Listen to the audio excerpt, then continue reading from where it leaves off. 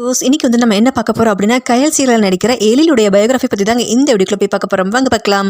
Sun டிவியில் பார்த்தீங்கன்னா கயல் serial இப்போ சூப்பராக போயிட்டு இருக்குதாங்க சொல்லணும். இந்த சீரியலில் எழிலா நடிக்கிற நடிச்ச பேர் பார்த்தீங்கன்னா சஞ்சீவ் கார்த்திக்ங்க.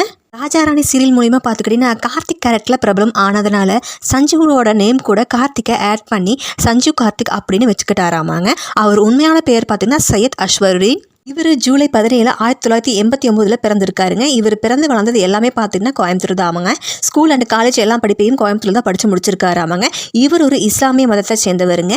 சஞ்சீவ் ஒரு ஆக்டராகவும் டான்ஸராகவும் இருந்துட்டு வராருங்க. சஞ்சீவ் பார்த்துட்டிங்கன்னா வேல் திரைப்படத்தில் 2007 வருஷத்தில் பார்த்துக்கிட்டிங்கன்னா சூர்யாவுடைய சின்ன வயசு கேரக்டர்லேயே நடிச்சிருப்பாருங்க.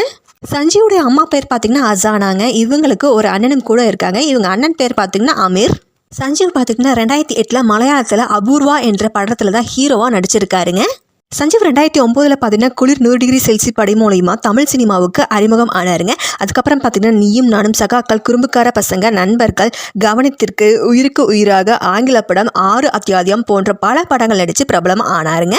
சின்னத்திரையில் பார்த்தீங்கன்னா விஜய் டிவியில் 2017 வருஷம் ராஜாராணி சீரியல் மூலமாக அறிமுகம் ஆனாருங்க. அதுக்கப்புறம் காற்றின் மொழி போன்ற சீரியலில் நடிச்சிருந்திருக்காருங்க. இப்போ சன் டிவியில் ஒளிபரப்பாக ஆகிட்டு இருக்க கயல் சீரியலில் எழில் கேரக்டர் நடித்து இப்போ ரொம்பவே ஃபேமஸும் ஆயிட்டாருங்க சஞ்சீவ் அவர்கள். ராஜாராணி சீரியல் மூலிமா இவருக்கு பேரா நடித்த ஆலியா மானசாவை லவ் பண்ணி ரொம்ப போராட்டத்துக்கு அப்புறம் 2019 இவங்களுக்கு மேரேஜ் நடந்திருக்குங்க.